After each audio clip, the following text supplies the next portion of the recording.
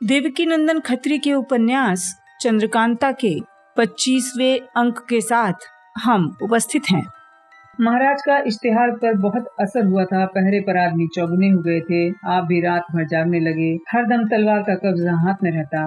बद्रीनाथ के आने से तसल्ली तो हुई थी। अगले दिन कागज फिर जासूस ने लाकर महाराज के दरबार में पेश किया। हरदयाल सिंह ने पढ़कर सुनाया, महाराज जय सिंह, होशियार रहना।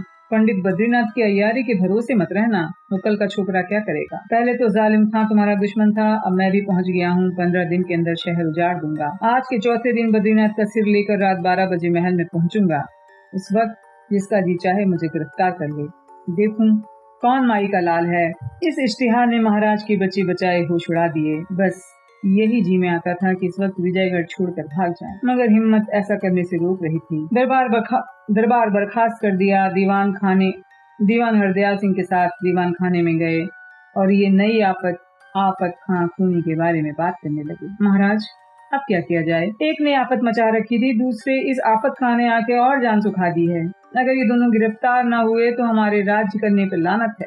हरदयाल सिंह ने कहा, बद्रीनाथ के आने से उम्मीद तो हुई थी कि जालिम खां को गिरफ्तार करेंगे, मगर अब तो उनकी भी जान खतरे में लगती है। महाराज ने कहा, किसी तरकीब से ये खबर नौगढ़ पहुंचती तो बेहतर होता। बद्रीनाथ की मदद के लिए कोई और आ जाता। हरदयाल सिंह ने कहा, नौगढ़ जिस आदमी को भेजेंगे उसी की जान जाएगी।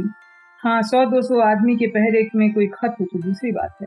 महाराज ने गुस्से में कहा, कहने को तो हमारे यहाँ 50 जासूस हैं, बरसों से हरामखोरों की तरह खा रहे हैं, मगर एक भी काम का नहीं है। न कोई जालिम खां की खबर लाता है और न कोई नौगढ़ खत पहुंचाने लायक है। हरदयाल सिंह ने कहा, एक ही जासूस के मरने से सभी के छक्के छूट गए। महाराज ने कहा, आज शाम को सारे जासूसों को बगीचे में लेके आओ। या तो वो कुछ काम करेंगे या सारे जासूस तो के सामने रख कर उड़ा दिए जाएंगे। फिर जो होगा वो मैं देख लूंगा।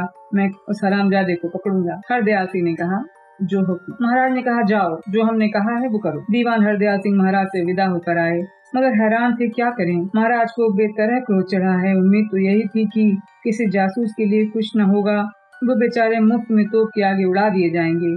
फिर सोचते कि जब महाराज खुद उन दुष्टों की गिरफ्तारी के फिक्र में घर से बाहर निकलेंगे तो मेरी भी जान चली जाएगी। अब जिंदगी की क्या उम्मीद है। इधर कुंवर वीरेंद्र सिंह तीसरे बाग की तरफ रवाना हुए। इसमें कुमारी चंद्रकांता की दरबारी तस्वीर देखी थी और जहाँ कई औरतें कैदियों की तरह इनको गिरफ्तार करके ले गई थी, उसमें से जाने का रास्ता इनको मालूम था। जब कुमार उस दरवाजे के पास पहुंचे जिसमें से होकर ये लोग उस बाग में पहुंचे थे, तो एक कमसीन औरत पर नजर पड़ी जो इन्हीं की तरफ आ रही थी। देखने में खूबसूरत और पोशाक भी बेशकीमती थी। खत लिए हुए कुमार के पास आ गई। खत कुमार के हाथ में दिया। उन्होंने ताज्जुब में आकर पढ़ा, कई दिनों से आप हमारे इलाके में हैं, आपकी मेहमान नवाजी हमको करनी चाहिए।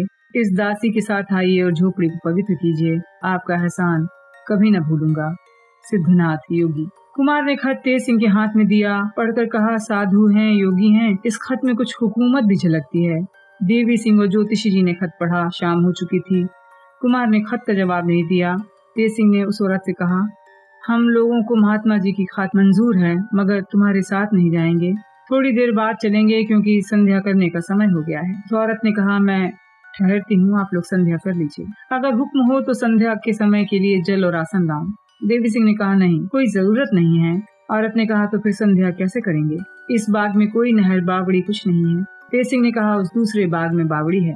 औरत ने कहा, इतनी तकलीफ की क्या जरूरत है, मैं सामान ले आती हूँ या मेरे साथ चलिए, उस बाग में संध्या कर लीजिएगा, अभी तो उसका समय भी नहीं बीता। तेज सिंह ने कहा, नहीं, हम लोग इसी बाग में संध्या करेंगे। अच्छा, जल ले आओ। इतना सुनते ही औरत लपकती हुई तीसरे बाग में चली गई। कुमार ने कहा, अगर खत को भेजने वाले वही योगी हैं जिन्होंने मुझे कूदने से बचाया था तो बड़ी खुशी की बात है। जरूर वन कन्या से मुलाकात होगी। मगर तुम रुक क्यों गए, उसी बाग में चल कर संध्या कर लेते। मैं तो उसी वक्त कहने को था, मगर ये समझकर चुप रह गया कि शायद तुम्हारा कोई मतलब है। तेज सिंह ने कहा, ऐसा ही है। देवी सिंह ने कहा, क्यों उस्ताद, क्या मतलब है। तेज सिंह बोले, देखो मालूम हो जाएगा। कुमार ने कहा, आखिर बताते क्यों नहीं। तेज सिंह ने कहा, हमने ये सोचा कि कहीं योगी जी हम लोगों के साथ धोखा न करें, खाने पीने में बेहोशी की दवा मिलाकर खिला दें, हम लोग बेहोश हो जाएं तो उठवा कर खो के बाहर रख दें और यहाँ के आने का रास्ता बंद करा दें। कुल मेहनत बर्बाद हो जाएगी। देखिए, आप भी इसी बाग में बेहोश हुए थे जब कैदी बनाकर लाए गए थे। प्यास लगने पर एक कटोरा पानी पिया और बेहोश हो गए और खो में ले जाकर रख दिए गए। अगर ऐसा ना हुआ होता तो उसी समय कुछ न कुछ हाल मिल गया होता, इसीलिए मैंने दावत कबूल करके मौके पर खाने से इनकार करना उचित समझा है। देवी सिंह ने कहा, फिर क्या तरकीब है? तेज सिंह बोले, तरकीब क्या है, बस वही तिलिस्मी गुलाब का फूल घिस कर सभी को पिलाऊंगा, आप भी पीऊंगा, फिर 7 दिन तक देखता हूँ कौन बेहोश करता है। कुमार ने कहा, हाँ ठीक है, पर वो वैद्य कैसा चतुर होगा जिसने दवाइयों के काम के ऐसे नायाब फूल बनाए हैं। तेज सिंह ने कहा, सच कहते हो। वो औरत फिर दिखाई पड़ी। पीछे 3 दासियां थीं, आसन, पंचपात इत्यादि, जल इत्यादि हाथों में लेकर आ रही थीं। उस बाग में एक पेड़ के नीचे कई पत्थर बैठने लायक रखे हुए थे। औरतों ने उन पत्थरों पर सामान ठीक किया। इसके बाद तेज सिंह ने उन लोगों से कहा, थोड़ी देर के लिए तुम लोग बाग से जाओ, क्योंकि औरतों के सामने संध्या नहीं कर सकते। उस औरत ने कहा, सीधी तरह क्यों नहीं कहते कि हट जाओ, मैं जाती हूँ। कहती हुई वो औरत दासियों के साथ चली गई। उसकी बात पर ये लोग हंस पड़े और कहने लगे, जरूर अय्यारों के साथ रहती है। संध्या करने के बाद तेज सिंह ने तिलिस्मी गुलाब का फूल पानी में घिसकर सबको पिलाया, आप भी पिया और राह देखने लगे कि वो औरतें आएं तो हम लोग साथ चलें। थोड़ी देर बाद वो औरतें आ गईं। उसने इन लोगों को चलने के लिए कहा। ये सब तैयार थे, उठ खड़े हुए। तीसरे बगीचे में पहुंचे। अय्यारों ने इस बगीचे को नहीं देखा था, मगर कुंवर वीरेंद्र सिंह पहचानते थे। इसी बाग में कैदी बना के लाए गए और यहीं पर कुमारी चंद्रकांता की तस्वीर का दरबार देखा था, मगर आज वो बाग वैसा नहीं था। ना तो वो रोशनी ही थी, ना उतने आदमी ही थे। हाँ, 5-7 औरतें इधर उधर घूम रही थी। शाम हो गई थी, अंधेरा हो गया था। वो इन औरतों के लिए उस कमरे की तरफ चली जहाँ कुमार ने तस्वीर का दरबार देखा था। रास्ते में कुमार सोच रहे थे, चाहे जो हो, आज भेद मालूम किए बिना योगी का पिंड नहीं छोड़ूंगा। हाल मालूम हो जाएगा वन कन्या कौन है, तिलिस्मी किताब उससे कैसे मिली, हमारे साथ उसने इतनी भलाई क्यों की, और चंद्रकांता कहाँ है। दीवान खाने में पहुंचे। यहाँ आज तस्वीर नहीं थी, योगी का दरबार था। लंबा चौड़ा फर्श बिछा हुआ था, उसके ऊपर मृगछाला बिछाए योगी जी बैठे थे। बाईं तरफ पीछे हटकर वनकन्या बैठी थी। सामने की तरफ 4-5 दासियां हाथ जोड़े खड़ी थी। कुमार को आते देख योगी उठ खड़े हुए। दरवाजे तक आकर उनका हाथ पकड़कर गद्दी के पास बिठाया। वनकन्या उठकर कुछ दूर जाकर खड़ी हो गई। प्रेम भरी निगाहों से कुमार की तरफ देखने लगी। सब तरफ से हटकर कुमार की निगाह वनकन्या की तरफ जाकर टिक गई। इस वक्त दोनों की निगाहों से मोहब्बत, हमदर्दी और शर्म टपक रही थी। योगी और कुमार में बातचीत होने लगी। योगी ने कहा, आप लोग कुशल मंगल हैं? कुमार ने कहा, आपकी दया है। परंतु योगी ने कहा, परंतु क्या? कुमार ने कहा, कई बातों का भेद न खुलने से तबीयत को चैन नहीं है। आशा है आपकी कृपा से ये दुख दूर होगा। योगी ने कहा, परमेश्वर की दया से अब कोई चिंता न होगी, सब संदेह दूर होंगे। ईश्वर चाहेंगे तो आपको दुख नहीं उठाना पड़ेगा। आज से ही आपकी खुशी का दिन शुरू होगा। योगी की अमृत भरी बातों ने कुमार और उनके अय्यारों के सूखे दिलों को हरा कर दिया। खाने की थोड़ी देर बाद भोजन का सामान दुरुस्त किया गया। खाने की सभी चीजें ऐसी थीं जो सिवाय राजा महाराजाओं के किसी और के यहाँ नहीं पाई जा सकती थी। खाने पीने से निश्चिंत होने के बाद बाग के बीचों बीच पत्थर के खूबसूरत चबूतरे पर फर्श बिछाया गया और उसके ऊपर मृगछाला बिछाकर योगी जी बैठ गए। अपने बगल में कुमार को बिठाया। कुछ दूर हटकर वनकन्या अपनी सखियों के साथ बैठी। जितनी औरतें थीं हटा दी गईं। रात पहर से ज्यादा जा चुकी थी। योगी ने कहा, पूछो कुमार, क्या पूछना है? इधर महाराज जयसिंह के हाल अजब थे। शाम को सब जासूसों को लेकर हुक्म के मुताबिक जयसिंह के पास दीवान हरदयाल सिंह हाजिर हुए। खुद महाराज जयसिंह ने पूछा, तुम लोग जालिम खां का पता क्यों नहीं लगा सके? उन्होंने कहा, महाराज जहाँ तक बनता है कोशिश करते हैं, उम्मीद है पता लगेगा। महाराज ने कहा, आफत खां एक नया शैतान पैदा हुआ है। जासूसों ने कहा, महाराज आफत खां ने अपने मिलने का ठिकाना टेटी चोटी लिखा है। हम लोग क्या जाने टेटी चोटी कौन है, कौन सा मोहल्ला है, क्या अर्थ है। महाराज भी टेटी चोटी के फेर में पड़ गए, समझ न आया। जासूसों को बेकसूर समझकर कुछ न कहा, डरा धमका कर रवाना कर दिया। महाराज को अपने जीने की उम्मीद कम रह गई थी। रात भर हाथ में तलवार लिए जागते थे, क्योंकि जो थोड़ा बहुत भरोसा था वो अपनी बहादुरी का था।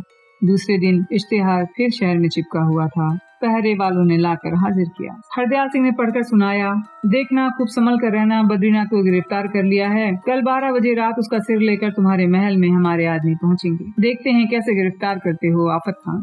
विजयगढ़ के पास भयानक जंगल के नाले के किनारे एक पत्थर की चट्टान पर 2 आदमी आपस में बात कर रहे थे। दोनों आदमियों में से जो दूसरे पत्थर पर बैठा था उसकी उम्र 40 साल थी। रंग काला, लंबा कद, काली दाढ़ी, जांघिया और चुस्त कुर्ता पहने हुए था। तीर कमान और ढाल तलवार आगे रखे एक घुटना जमीन के साथ लगाए बैठा था। उसके चेहरे से बदमाशी और लुटेरापन झलक रहा था। नाम था जालिम खान। दूसरा शख्स जो उसके सामने वीरासन में बैठा था उसका नाम था आफत खां मेखना कद, लंबी दाढ़ी, चुस्त पजामा और कुर्ता पहने गड़ासा सामने रखे हुए था और जालिम खां की बात का जवाब दे रहा था। जालिम खां ने कहा, तुम्हारे मिलने से बड़ा सहारा हो गया। आफत खां ने कहा, मुझे भी। तुम इसीलिए इश्तिहार चिपका दिया था क्योंकि तुम लोगों का कोई ठिकाना तो था नहीं जहाँ खोजता। यकीन था तुम अय्यारी जानते होगे, इसलिए अय्यारी की बोली में अपना ठिकाना लिखा था। जालिम खां ने कहा, ऐसी ही थोड़ी बहुत अय्यारी सीखी थी, मगर तुम इस फन में उस्ताद मालूम होते हो, तभी तो बद्रीनाथ को गिरफ्तार कर लिया। आफत खां ने कहा, उस्ताद तो मैं नहीं, मगर हाँ बद्रीनाथ जैसे छोकरे के लिए बहुत हूँ। जालिम खां ने कहा, मैंने तुम्हें उस्ताद मान लिया है, अब जरा बद्रीनाथ की सूरत तो दिखाओ। आफत ने कहा, हाँ हाँ देखो, धड़ तो उसका गाड़ दिया है, सिर गठरी में है, लेकिन हाथ नहीं लगाना, मसाले से तर किया हुआ है जिससे सड़ न जाए। आफत खां ने बगल वाली गठरी खोली जिसमें बद्रीनाथ का सर था। कपड़ा खून से तर था। जितने आदमी उसके साथियों में से उस जगह पर थे, बद्रीनाथ की खोपड़ी देखकर उछल गए। जालिम खां ने कहा, बड़ा शैतान शख्स था, मगर उस्ताद तुम एक बड़ी अजीब बात कहते हो, कल रात 12 बजे महल में चलना होगा। आफत खां ने कहा, बेढप क्या है, तमाशा देखो कैसा होता है। मगर उस्ताद तुम्हारे इश्तिहार दे देने से वहाँ बहुत से आदमी इकट्ठा होंगे, कहीं ऐसा न हो हम गिरफ्तार हो जाएं। आफत खां ने कहा, ऐसा कौन है जो गिरफ्तार करेगा। आफत खां ने कहा, सुनो मैं बताता हूँ, मेरी नीयत यह है कि जहाँ तक हो सके जल्दी से उन लोगों को मार पीट कर सब मामला खत्म कर दें। उस वक्त वहाँ जितने आदमी मौजूद होंगे सभी को बस तुम मुर्दा ही समझ लो, बिना हाथ पैर हिलाए सभी का काम तमाम हो जाएगा। जालिम खां ने कहा, ये कैसे होगा। आफत खां ने बटुए में से एक गोला निकाला और दिखाया। इस किस्म के बहुत से गोले हैं, सब तुम लोगों के हाथ में एक एक करके दे दूंगा। तुम लोग पहुँचते ही इन गोलों को उस भीड़ पर फेंक देना जो हम लोगों को गिरफ्तार करने के लिए मौजूद होगी। गिरते ही गोले भारी आवाज देकर फूट जाएंगे, बहुत सा धुआं निकलेगा जिसमें वो लोग छिप जाएंगे। आंखों में धुआं लगते ही अंधे हो जाएंगे। नाक के अंदर जहाँ गया तो लोगों की जान गई। जालिम खां ने कहा, उस्ताद एक गोला यहाँ भी तो पटक कर दिखाओ, हम लोग देखें तो दिल मजबूत होगा। हाँ हाँ, ये कहकर आफत खां ने गोला जमीन पर पटक दिया। गोला फट गया, बहुत सा जहरीला धुआं निकला। देखते ही देखते आफत खां, जालिम खां और उनके साथी लोग हट गए। उन लोगों की आंखें सूज गईं, सिर घूमने लगा। ये देखकर आफत खां ने अपने बटुए में से मरहम की डबियां निकाली और सभी की आंखों में मरहम लगाया, हाथ पर मलकर सुंघाया। उन लोगों की तबीयत ठिकाने हो गई। वे सब आफत खां की तारीफ करने लगे। वो दिन आ गया जब रात 12 बजे बद्रीनाथ का सिर लेकर आफत खां को महल में पहुंचना था। शहर भर में खलबली थी। शाम से ही महाराज जय सिंह खुद सब तरह का इंतजाम कर रहे थे। बड़े बड़े बहादुर और फुर्तीले जवां मर्द महल के अंदर इकट्ठा हो रहे थे। जोश फैल रहा था। महाराज खुद हाथ में तलवार लिए इधर से उधर टहलते और लोगों की बहादुरी की तारीफ करके कहते थे, सिवाय अपने जान पहचान के किसी गैर को किसी भी वक्त देखो गिरफ्तार कर लो। आधी रात बीतने वाली थी कि पूरब की छत से 6 आदमी धमाधम कूदकर धड़धड़ाते हुए भीड़ के बीच में आकर खड़े हो गए, जहाँ बहुत से बहादुर खड़े थे। सबसे आगे आफत खां था, बद्रीनाथ का सिर हाथ में लटकाए हुए था।